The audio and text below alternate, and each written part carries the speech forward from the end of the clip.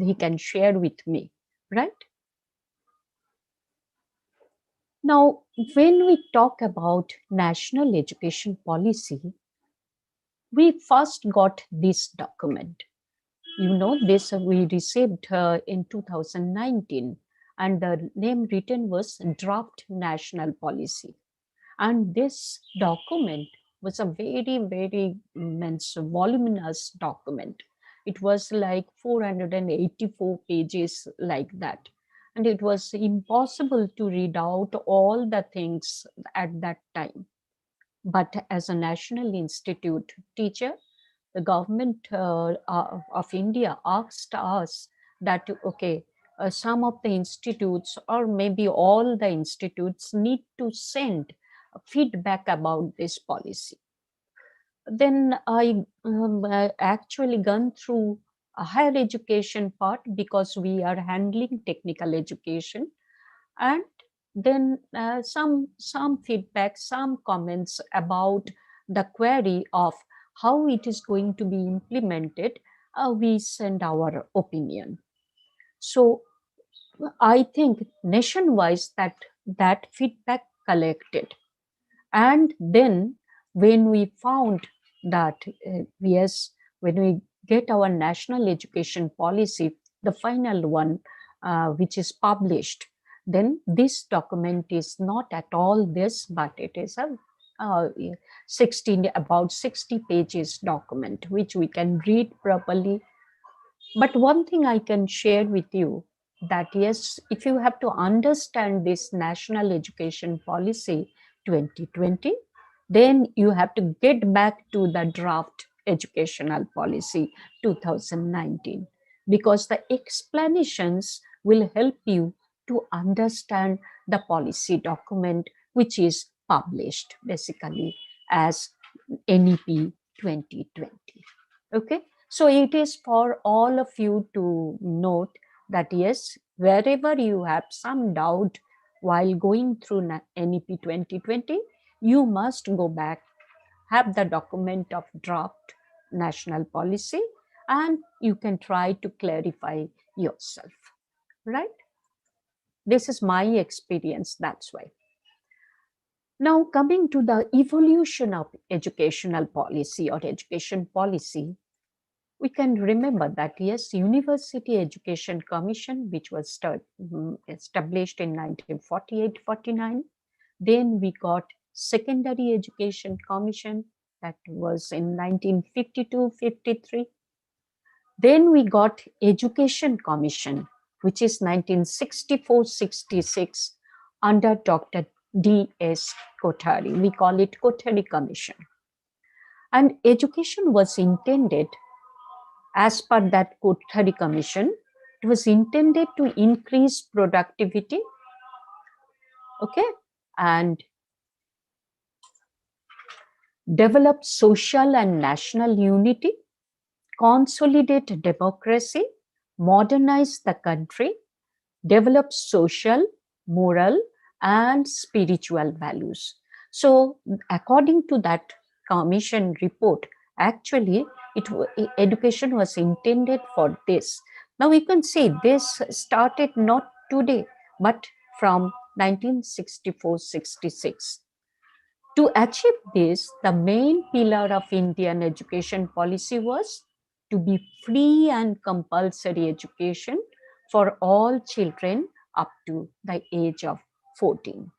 So that was actually finalized or decided in the year of 1964 to 66 through this Kothari Commission. As a result, during Srimati Indira Gandhiji's time, we got this national policy on education in the year of 1968, and that was actually based on recommendation of Kothari Commission. So we got the NEP 1968 based on this report of or recommendation of Kothari Commission. Main points are here, right? Then we got this 42nd constitutional amendment which was done in 1976. After that, during Rajiv Gandhiji's time, we got this National Policy on Education in the year of 1986, right? So after this amendment, then again we got this in 1986. So after 68, next NEP is 1986.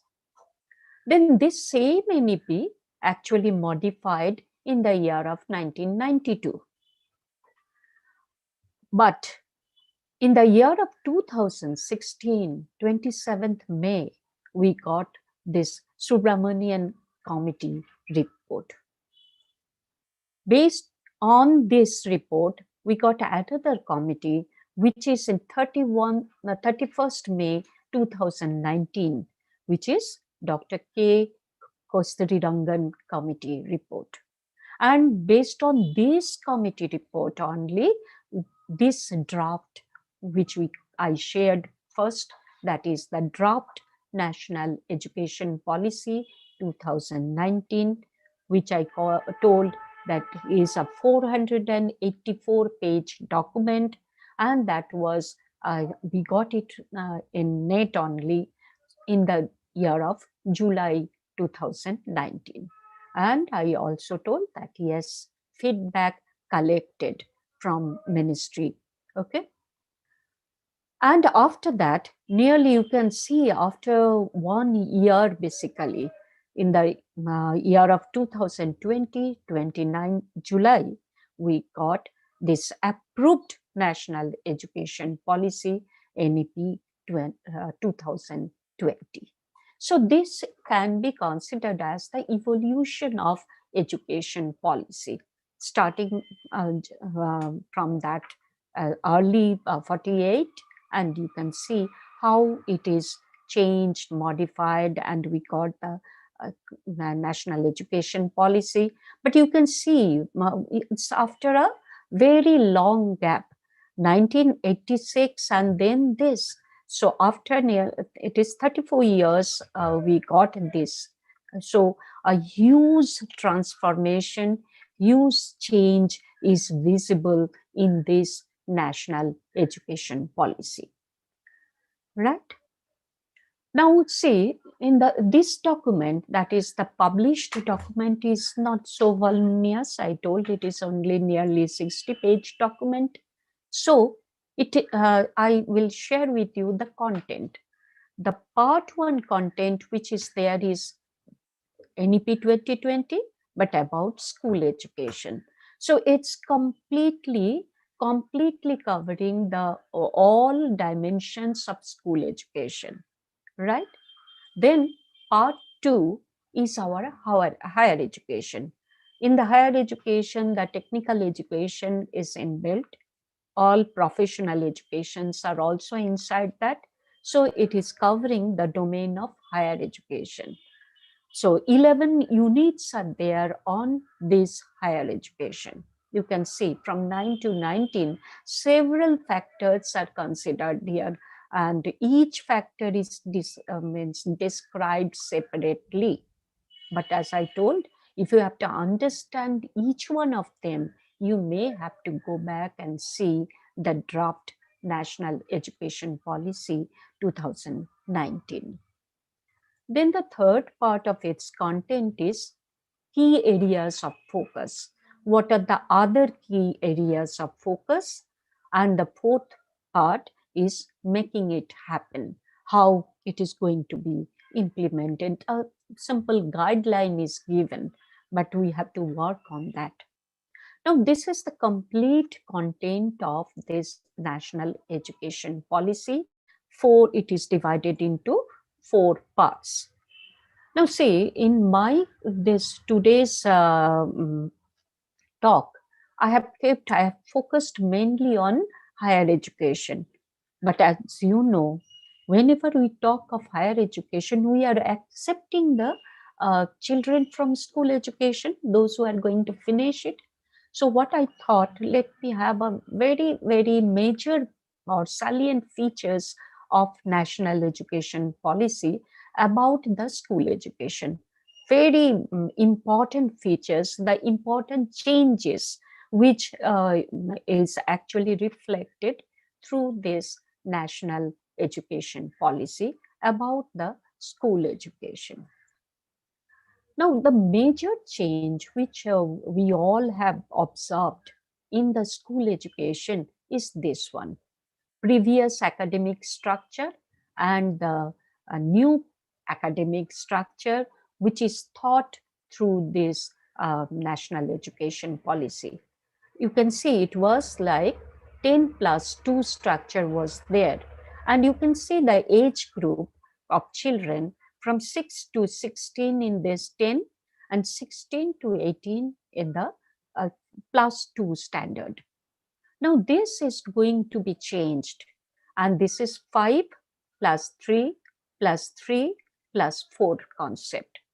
This 5 is also divided, that is 1 is 3 plus 2. So this is Anganwadi school or pre-primary concept is there, which is preschool. We call it preschool. So that is kept as 3 years. Okay. And this is compulsory for every children. It was optional beforehand, but it is now compulsory. And then class 2 is 1 and class 1 and class 2. So this totally named as foundational level. So this is termed as foundational level. Then coming to the preparatory. Preparatory is this plus 3. So 5 plus 3. And grade or class, if you consider, this is for the age group of 8 to 11. And you can see standard 3 to standard 5. This is comprises of 3, class 3, class 4, and class 5. So that is preparatory.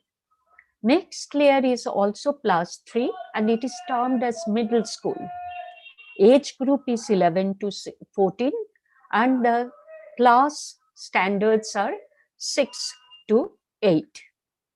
And the last one is named as secondary, which is duration is 4 years, age group is 14 to 18, and class covered is from standard 9 to standard 12. So this is the major change which is considered if you compare the curricular structure of previous school education and the school education reflected through this National Education Policy 2020. Now I can show you little also in this way. You can see this is reflecting one very important thing. Yes, 10 plus 2 modified to 5 plus 3 plus 3 plus 4.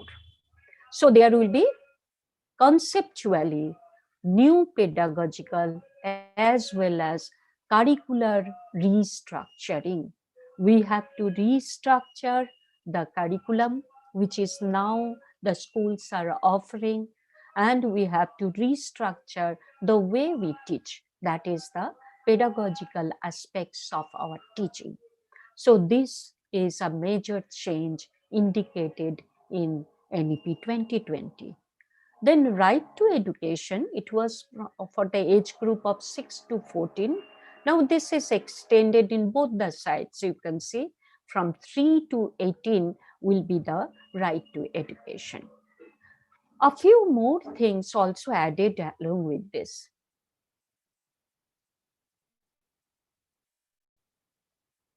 That is this language. You can see mother tongue or regional language to be the medium of instruction up to grade 5 or standard 5.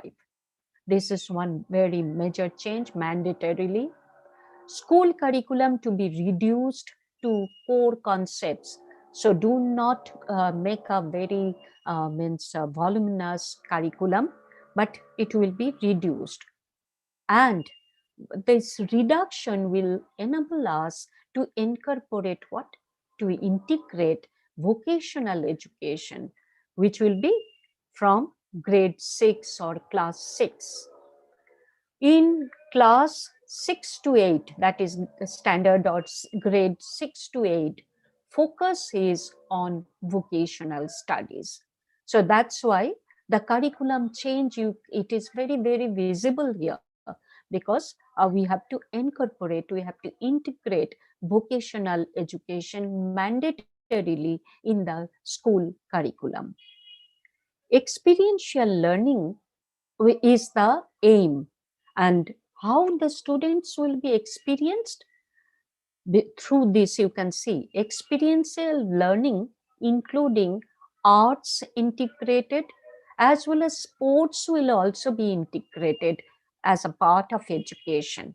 Okay, and the way pedagogy will be in the form of storytelling based pedagogy. Okay, not giving one way traffic teaching, that is teacher is speaking and the students are listening only, but it will be like a experiential learning, when the students will be experience how to do the thing, how to learn by themselves. So the process of teaching would need drastic or major change in this school education.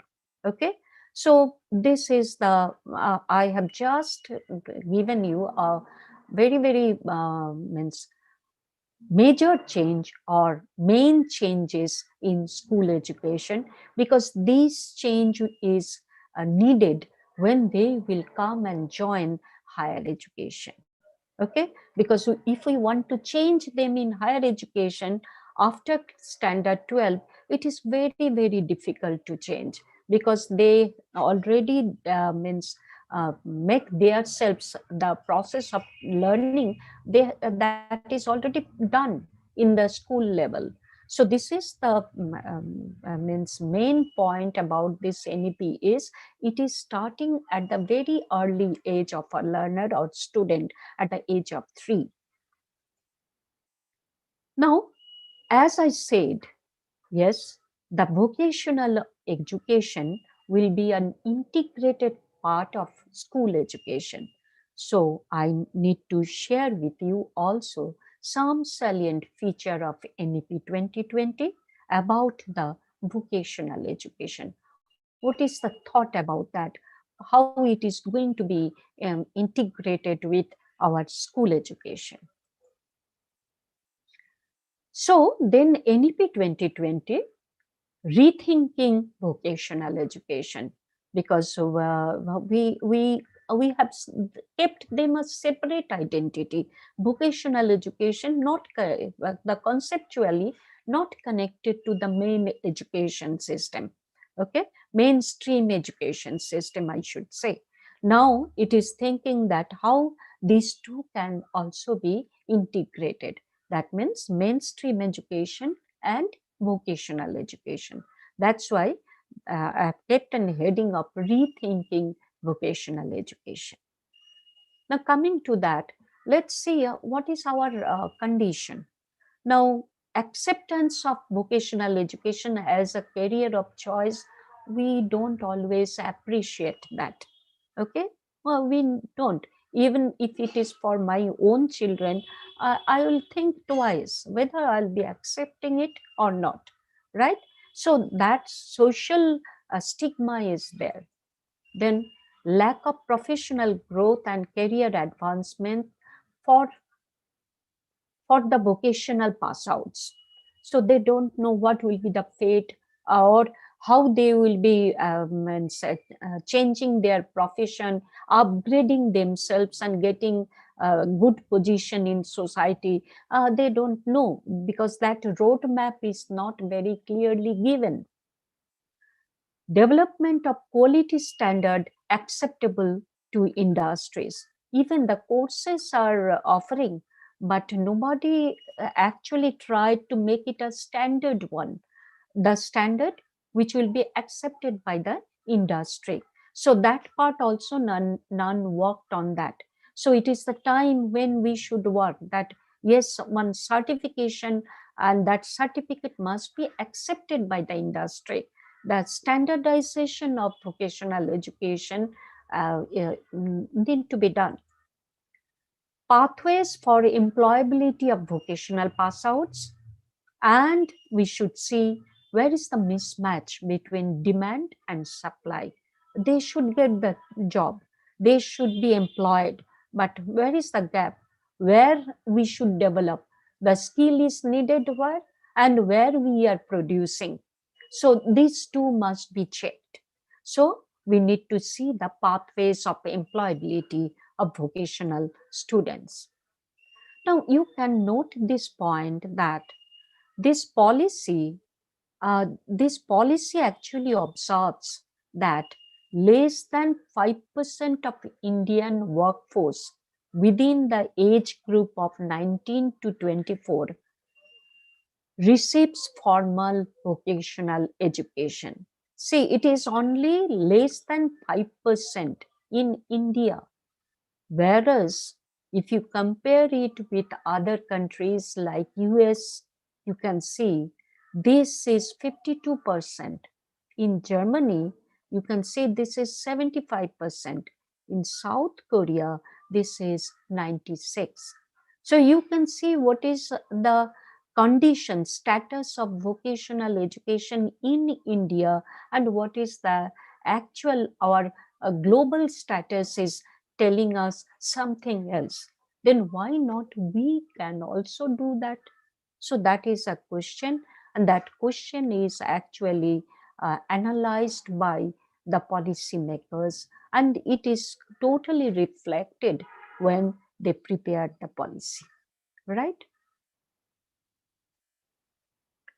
So what is basically done is this: policy highlights the importance of removing rigid distinctions between vocational and academic streams.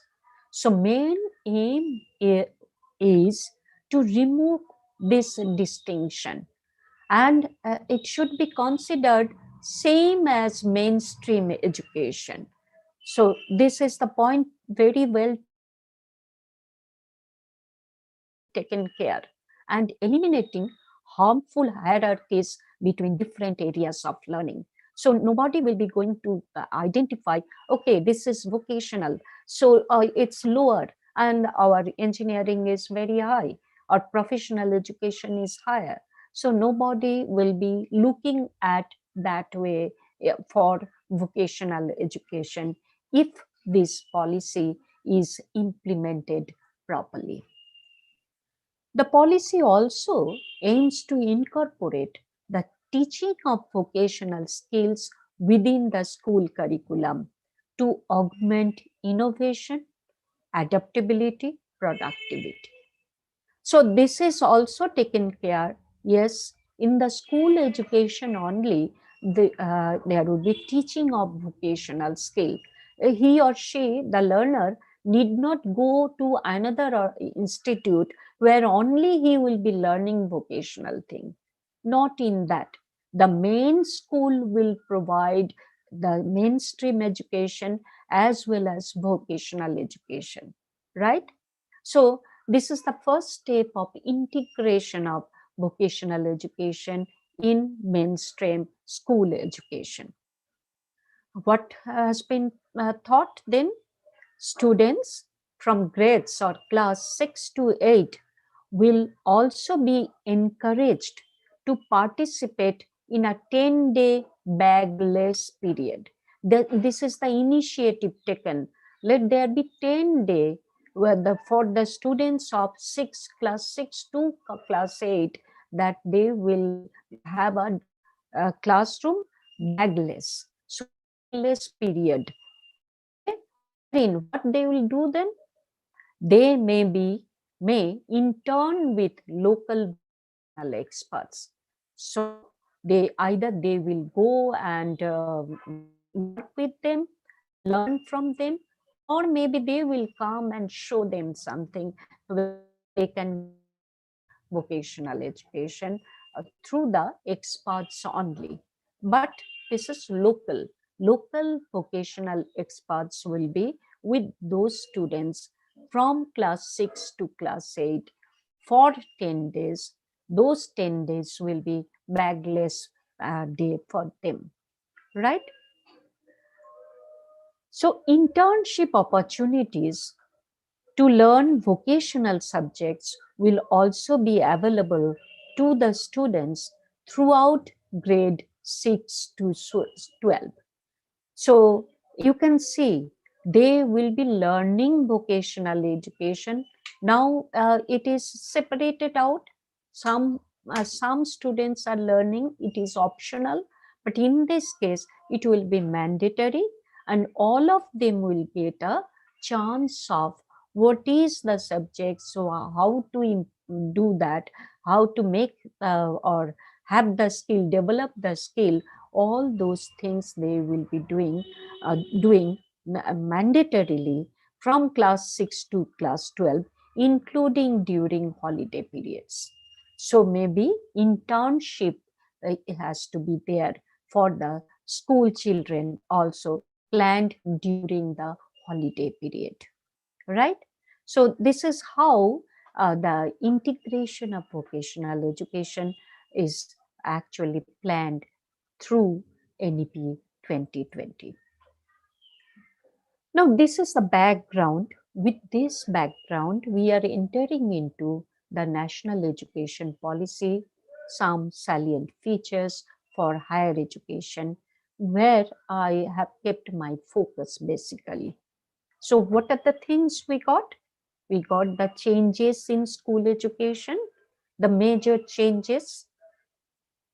in the structure, major change in the, I should say, the pedagogical teaching processes, major change in the age group, which is extended both way from 3 to 18, change in the another feature, which is that language, that is the student will be now up to class 6 or standard 6, the regional language will be the medium of instruction, or mother tongue can be the medium of instruction, right? That so these are the changes. Another very important point we noted, that yes, vocational education will not remain as a separate education system, but this will be integrated with school education mandatorily, right? So this is the summary of what we discussed up to this. Now entering into the higher education. I'll request you, you can just keep your questions if it is there. After, at the end of this topic, actually, whole, I will be just trying to give you answer if I can, right? Now, higher education system in India, we were talking, we were discussing, we were analyzing our own higher education system for a long period. Okay. And the major problems observed by us, the teachers, all of us, along with the other stakeholders of higher education system, like parents, like industry, like our community, our society, even the government. And you can see those problems are reflected while or they have considered those issues while constructing the NEP 2020. So what are the points they considered? Let me see. The one very important point which is at the center of this national education policy is that yes, there are thousands of higher educational institutes in our country. Okay, it's, you can see, more than 50,000 higher education institutes. Okay, but the institutes are offering not a very large number of students.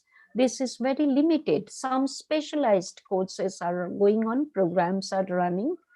So this is one point considered, that standards are not same.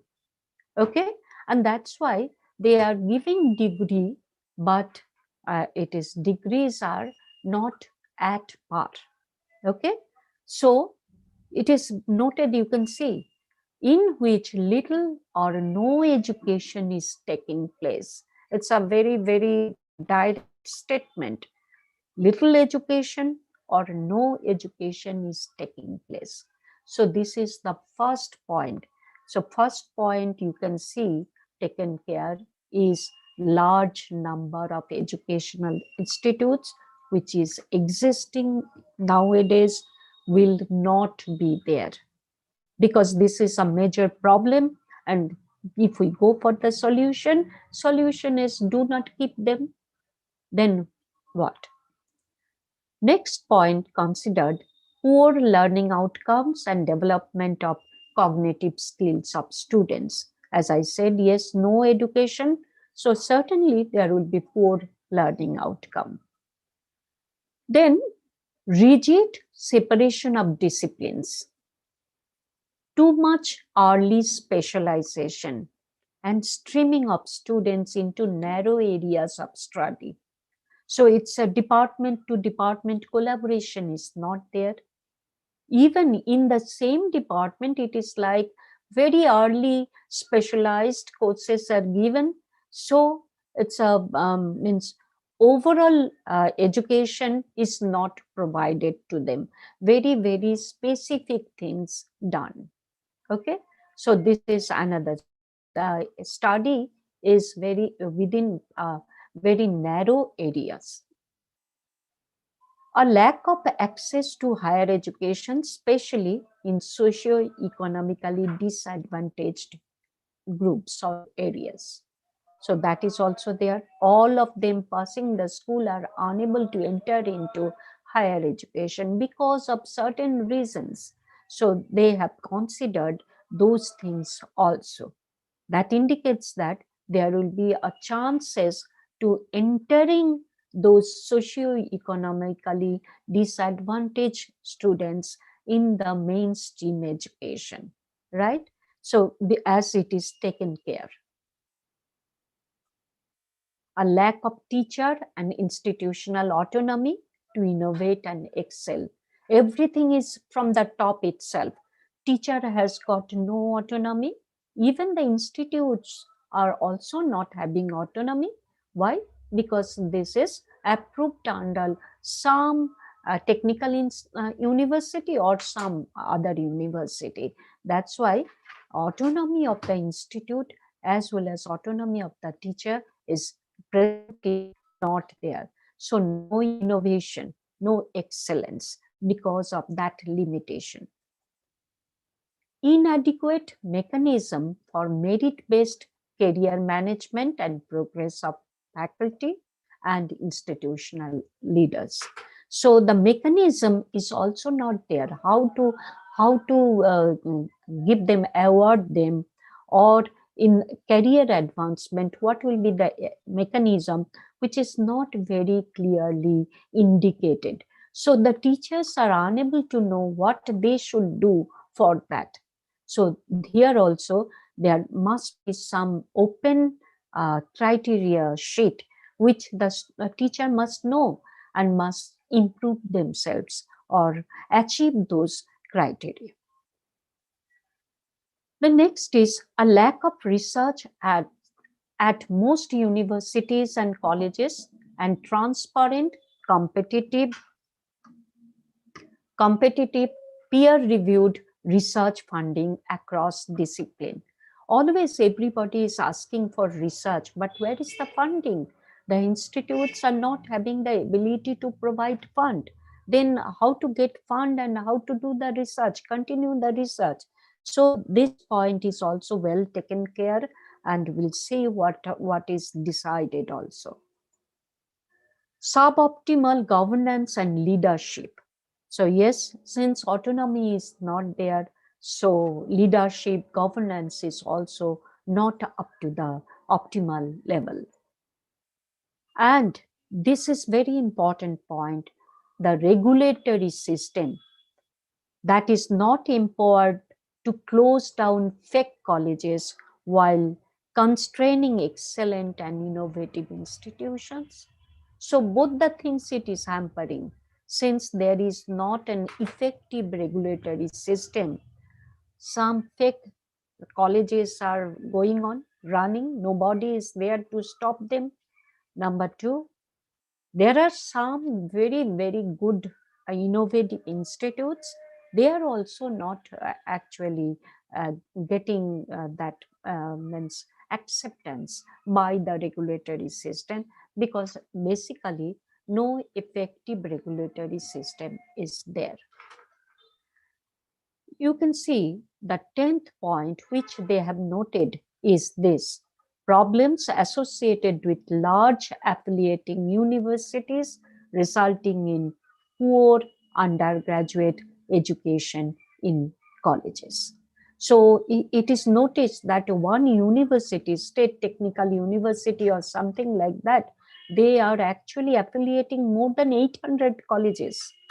So how this can be done by one university, and then it is just for the name sake it is going on, but actually there are several problems with the institutes, those who are under that university, right? So this is the high time when it should be taken into consideration. So these are the points which already noted, and this is recognized by the commission, and they have worked on that issue.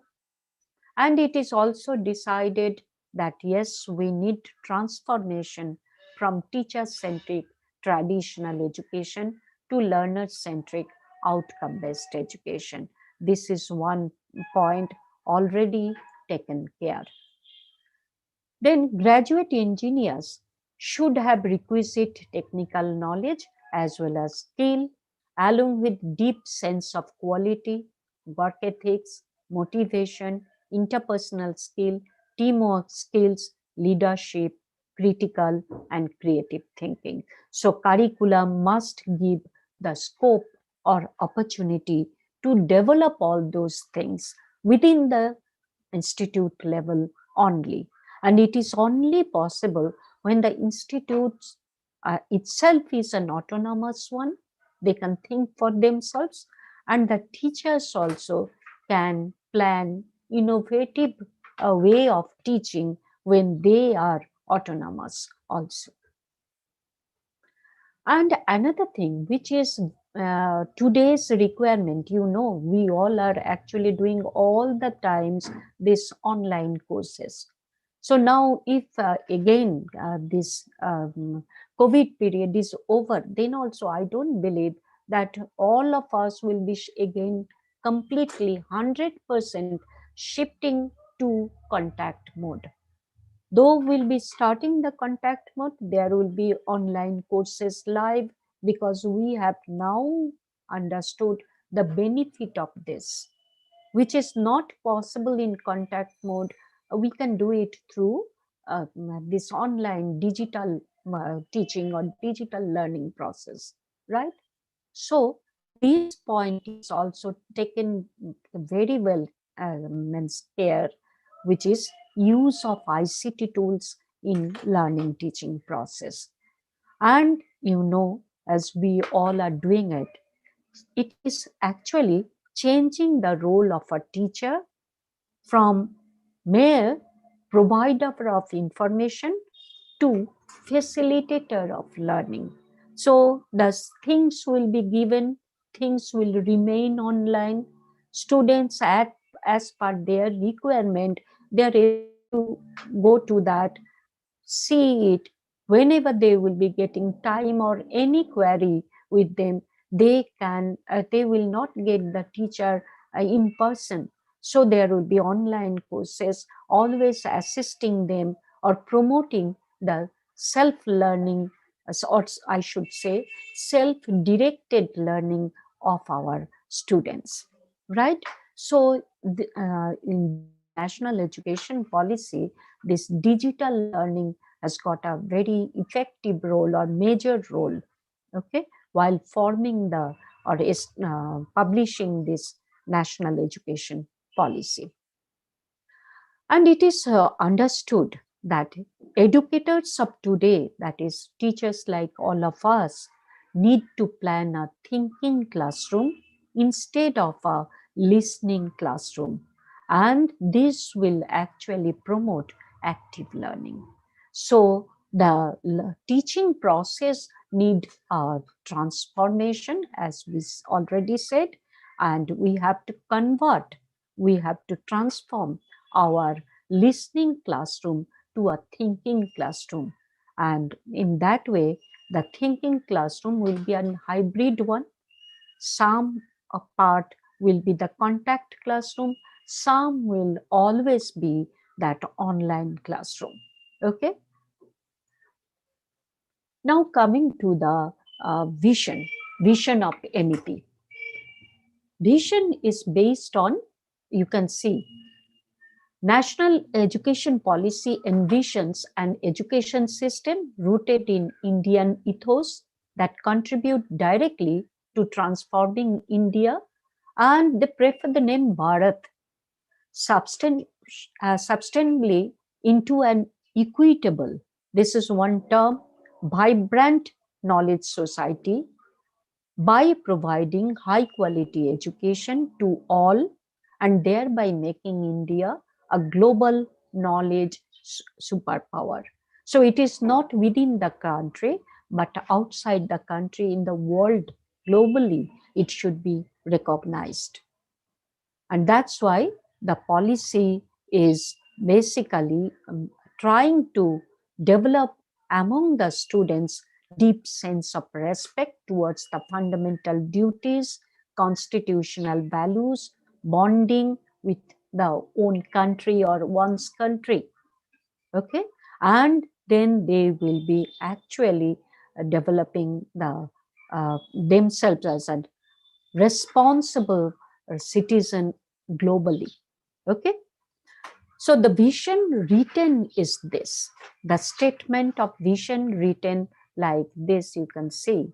The vision of policy is to instill among the learners deep-rooted pride in being Indian, not only in thought, but also in spirit, intellect, and deeds, as well as to develop knowledge, skill, values, and dispositions that support responsible commitment to human rights, sustainable development, living, and global well being.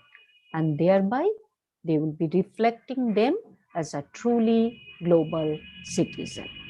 So this, with this vision statement, we have noted that yes, to develop this NEP, our guiding light was our old or ancient Indian knowledge. And it is reflected in the document that they have identified these world-class institutions in ancient India like Takshila, Nalanda, Vikramshila, etc. The highest standard of multidisciplinary teaching, which was actually there, as well as research. And we have seen, all of us, that it hosted scholars and students across the countries, like not only from India, all over the world, the students actually they came to our those institutions, ancient institutions or universities, they learned from us. So this concept or this history has got very, very important role in our NEP document. They have also mentioned the philosophers, the scholars of ancient India like Charaka, Sushruta, Arjavata, etc., Chanakya, them, and also told that the fields you can see in this that ancient days university, it was in a very big domain, starting from mathematics to, you can see, yoga, fine arts, chess, and many more. So all dimensions were there in ancient India. Indian culture and philosophy that time, it had a very, very strong influence on the world. Okay. And that's why when we framed this policy, flexibility is considered one of the main thing.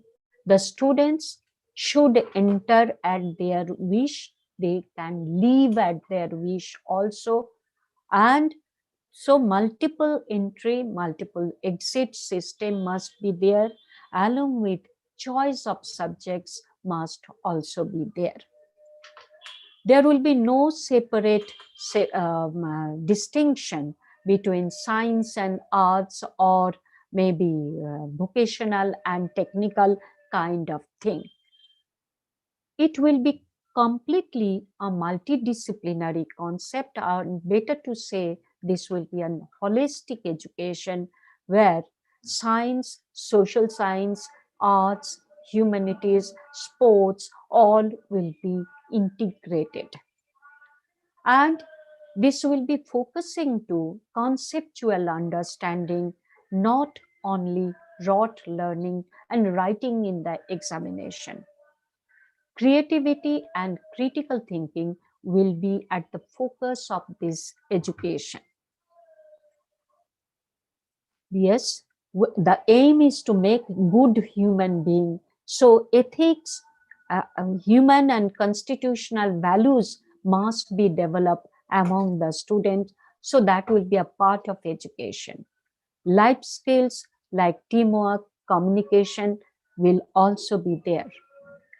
There will be regular formative assessment of learning, and not only the summative assessment, regular continuous formative assessment to be there in the curriculum structure.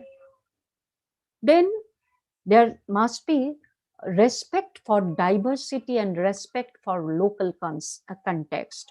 That's why I told that means the language is local language or mother tongue. Then local vocational experts or industries, those that respect must be there with respect to this local context. And equity. Equity and inclusion is the center of this.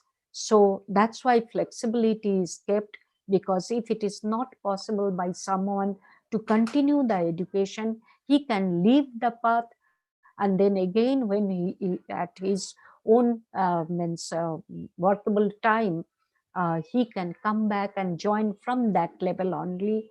The credits will be actually kept in his credit bank. Okay, so that credit bank concept is also there. Resource efficiency, because there is a plan for resource sharing among the institutions. Teachers and faculty are the heart of this.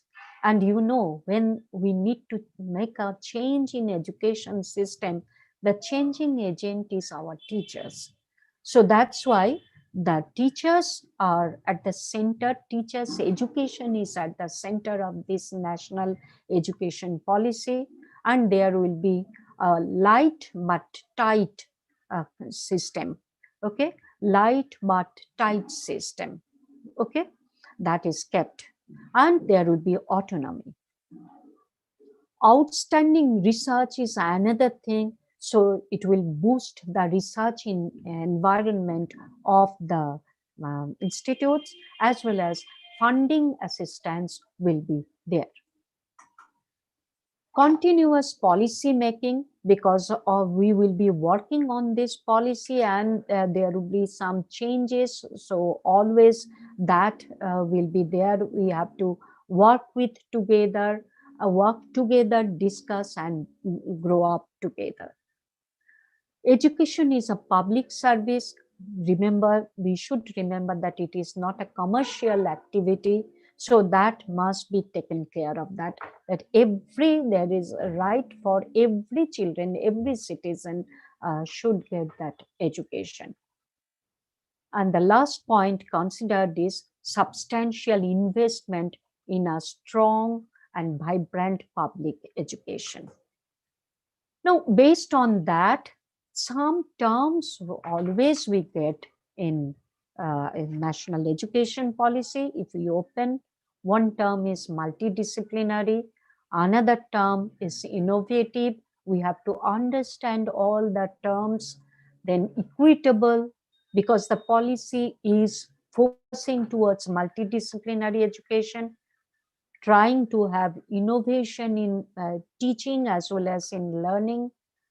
Then it is equity is the focus of the education. Flexibility is everywhere, because if we want to make it equitable, make it innovative, flexibility is a part of that. Multilingual education, because here the concept is three languages are there. One is the state language, the second one is region specific language, and third is by choice of the student. So three language will be there in the education system. And the last term, which will be familiar to, is the liberal education. Liberal means we will be free to have education. Free is not financial, free is the choice of education will be as per wish of the student. So for that, quality universities are needed, and this university, you can see they have means analyzed all the problems in the present case, and they want to re-energize the higher education system. So what is their concept? Their concept is large multidisciplinary university and college, at least in each or near to every district. Okay, and there it is not only master's course, the multidisciplinary undergraduate education must be there. Multidisciplinary undergraduate education, rest are already talked of. Okay, and to establish the research facilities, a formation of national research foundation, they thought of who will be taking care of whom to give research funding, and that will be decided on the proposal sent by the institute or the person faculty, which will be peer reviewed, and then funding will be provided. So this is one attempt already made. Another very important point considered is the autonomy of that is qualified independent board. Since the academic autonomy, administrative autonomy will be given, so board will be there. A board of BOG will be constructed, and this will be highly qualified body, and they will have the autonomy to take decision about any academic as well as administration. And we have to remember it that the online courses, open schooling or open distance learning cannot be done by small institutes, because that will be a part of these large multidisciplinary universities or institutes only. So we cannot just run everything. We have to make ourselves first the standard, then only we'll be able to offer those kind of courses, right? So now coming to the higher educational institutes, as I told, in school level, the integration of vocational education will be there. Similarly, in higher education institute also, vocational subjects is necessary to build capable and competent individual for 21st century. So means vocational subjects will also be offered through higher educational institutes. So you can see that vocational education is integrated throughout our education system, starting from the school level to the higher education. At every level, this will be integrated as per the document of National Education Policy 2020. And what is the aim? Aim, you can see, that higher education, including vocational, now this is that, okay, but that gross enrollment ratio is 26%, 26.3 in 2018, but this will be increased to 50% in 2035. The policy also provides for the National Testing Agency. So this is another point you can note, that yes, there will be NTA whose task will be actually taking the test. So every entrance that will be done by them, even the teachers, those who will be coming to join the teaching job, they have to also go through this assessment process of NTA that is decided. So all kind of testing will be done by National Testing Agency. So it is required that institutions must be restructured. And it is thought that yes, one campus of university will be having 3,000 students or more than that. So you can imagine how much vibrant institutes or campus will be there when there will be 3,000 students staying in the campus. Okay, so this is the structure dream in this NEP 2020. So higher education institutes will be offering undergraduate, postgraduate, research, all. They will also be engaged in community development works, right? There will be several programs across STEM, that is science, technology, engineering, mathematics, as well as arts field like social science, management, everything, along with vocational fields, right? So you can see the dimension of the institutes. And in that way, there will be only three categories of institutes. The first one be named as research intensive universities, that is the type 1, then teaching universities, next one, and the third one will be autonomous degree granting college.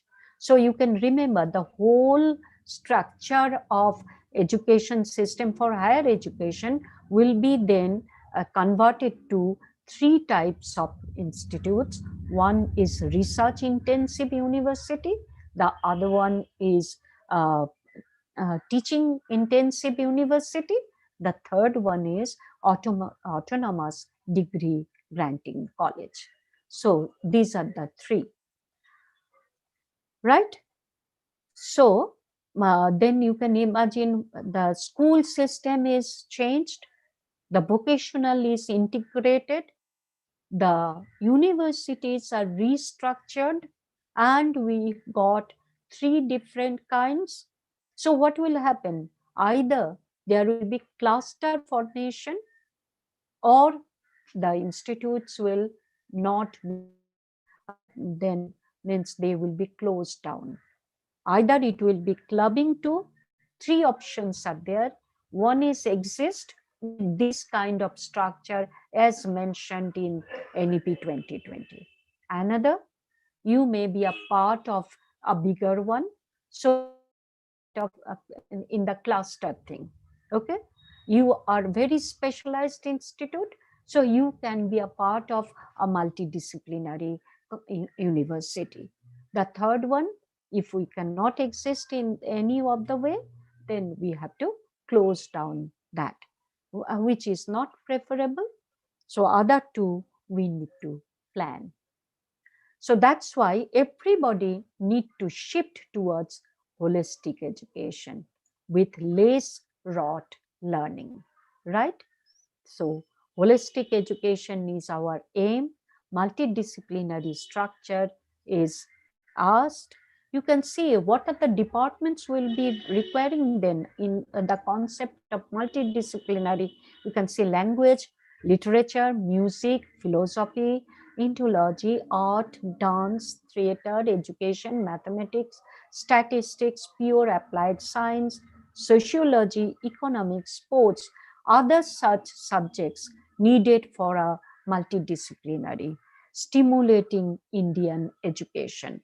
And this will not only be there because our professional, that is engineering, etc., will also be a part of that, right? And student will get a chance of opportunity of internship with local industry, local business, artist, craft person, even village or communities, local communities, and they can continue their research work on that domain also, along with the faculty member as well as researchers of the institute. So the research environment and the teaching or learning environment is again integrated. This is not a separate thing that you first finish learning, then go for research. The thing is, you can do it parallelly. You can do it parallelly, and that is reflected. Another very important point actually discussed in NEP is internationalization. Now, this means what? Yes, as it is reflected, we should go for global standard.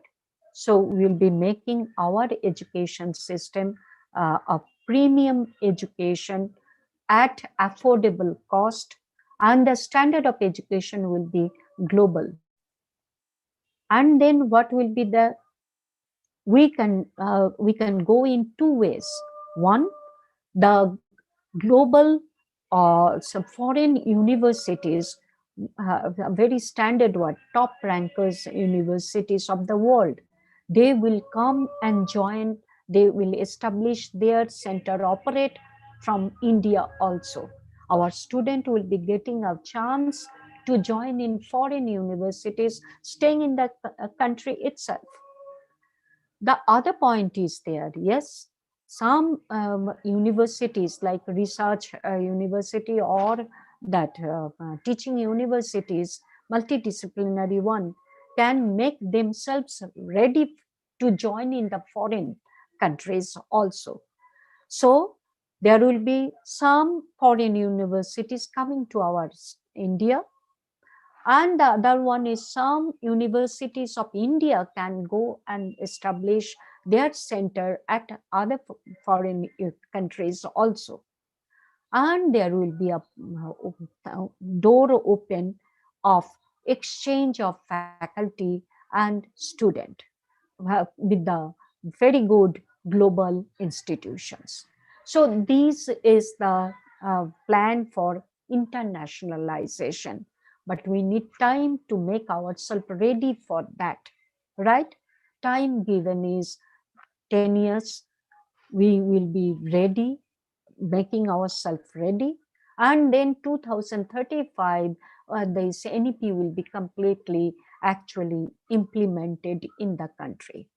So 2030 is for us to make ourselves the changes what we need, identify, plan, and then in 2030 to 35 we should execute one after another what is reflected in national education policy. So we got the reforms in this higher educational institute, three types I told. Another very important thing written, there will be some universities which will be MERU, which will be actually acting as the model multidisciplinary education and research university. So both the criteria will be there, and it will be in or every district one, which will set us, show us the highest standard. There will be National Research Foundation, I shared. Yes, that will help us or boost us to develop the research culture in our university or autonomous college level. To promote multilingualism, Indian language, again, there will be setting up of institutes which will help us to do that. Then Another important thing is National Educational Technology Forum, which will be working for that digital learning part. So that forum will help us to create the facilities in our own institutes, so that we can also go for, along with contact mode, go for this digital learning also. Now, another very important thing is their teacher education. As I told, yes, teachers at the center, teacher education is needed, and it is already observed, because if I am a teacher, I have to teach in a multidisciplinary culture, I must have a training. So, yes, I have to have a training, very good training on that. Unless I am confident, I have trained, then I am not able to teach in this environment. So, teacher education is again a focus of National Education Policy 2020. And for that, what is plan, you can say? By 2030, the 4-year integrated B.Ed offered by multidisciplinary higher education. So those, the multidisciplinary institutes, the teaching as well as research, both of them will run this 4-year integrated B.Ed.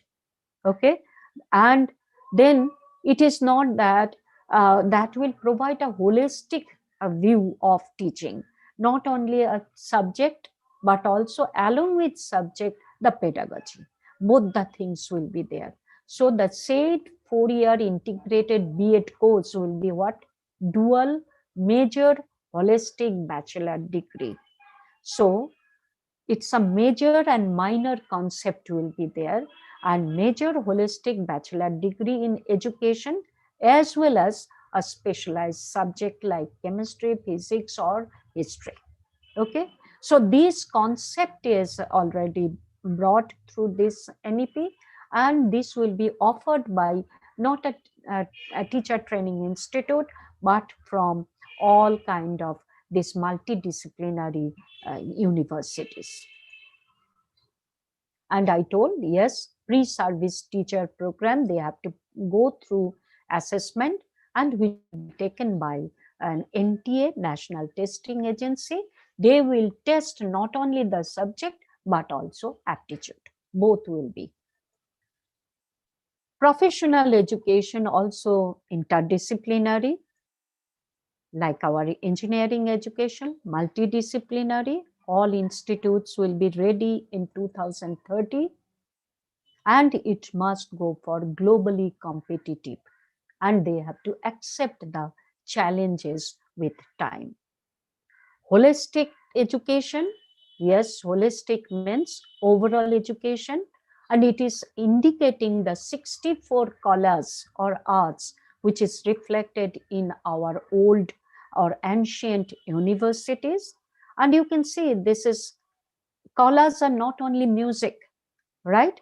Science, vocational, professional, soft skill. Basically, these 4 fields will constitute the 64 arts, and which is reflected as liberal education or liberal arts in today's language, right?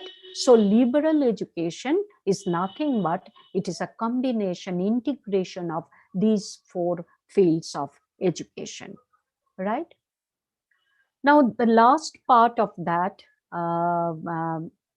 yes, Manoj sir, I have time to continue, or I have to Yes, ma'am. close it. Yes, ma'am. You have time. No Okay, problem. okay. Okay. So let me finish up this regulatory system. Yes, what is the plan about regulatory system? Because I start with that we don't have a mechanism, regulatory mechanism today. That's why we are unable to develop ourselves or go for the global standard. So this is very important. Now, for effective regulatory system, is that it should have a focus on every essential thing. And if it is as means one global agency must be there, and along with that global, some executive agencies must also be there. So that's why this plan is taken here, that yes, there will be a single empowered responsive regulatory authority. Yes, let's see what is there in the regulatory system. Distinct functions of regulation, accreditation, funding, and academic standard setting. These four are four distinct functions of a regulatory, effective regulatory system. One is regulation, the norms, rules to be clearly written, okay, so that I can see it, I can follow it. Then accreditation, whether I am doing it or not, there must be somebody to validate that. Then funding, because if I want to have something, I need fund. And then academic standard setting. So these four structured, actually thought of, will be given to four independent verticals, but these verticals will be under one umbrella, which is termed as Higher Education Commission of India, HECI. So this is the single regulatory body, but it will contain four verticals. What are the four verticals? One is National Higher Education Regulatory Council, NHERC. So it will give this direction, or its function is this. Then second vertical is meta accrediting body, which is termed as National Accreditation Council. It's not NAC, it's NSC, National Accreditation Council. And then third one, you can see the Higher Education Grants Council, that is for here, that is for grant. So HEGC. And the fourth one is General Education Council, which will set the standard, which is GEC. So under this HECI, we will have four bodies or four councils, but they will also be independent in working, right? They will be reporting to the main one, but they will be working in their own area, own domain independently, right? And see, this GEC, it has the role. What is the role? Setting the level standard. So for higher education, it will do based on the graduate attributes, which we are doing for MBA also, right? Then their work is also to integrate vocational, and that's why they have to work with this national skill qualification framework. So they will go for one framework, which is National Higher Education Qualification Framework, and this will be actually integrating NSQF, which is our vocational education framework, so that two can be merged together or handshake together. And that work is from this GEC's work, domain of work, right? So one multidisciplinary university will be able to give degree, diploma, certificate in skill area, in professional area, in general area, everywhere, right? So this is the framework which need to be constructed, still not constructed, but it will be constructed, right? Now the last part, this is just for your awareness, I shared, because the document is a first document. Even I have not read each and every line of that, and that's why I'm just trying to learn it, and I shared how much I learned. So plan for implementation to be there, each of us to have a plan, action plan, right? What is the aim of the Ministry of Education, that a little bit we are understanding while going through this? First, which we are doing now, to reach, to share the knowledge for awareness. So we are trying to make ourselves aware of national education policy at the level of state, as you are doing for Bihar, you are doing at the level of school. Myself, I'm doing for the teachers, parents. We have not done. Communities we need to do also. So this is the first part which we have started it. Second, after this, we have to go for plan at central level, plan at state level, plan at micro level, when at our institute level. Third, we have to implement our plan. So we need to devise a clear implementation strategy with distinct responsibilities, along with timeline and outcomes to be written, a target to be fixed at every level. So that is for implementation. And then while implementing, we have to see, monitor and guide to be there. So we have to work together. It should be a robust system. We need support, guidelines. We need innovative projects for that. In this systemic research to be done, and we need to define the goals and targeted for ourselves. Unless we move in this direction, I don't think the whole policy which is prepared with a very good objective will be able to achieve that objective.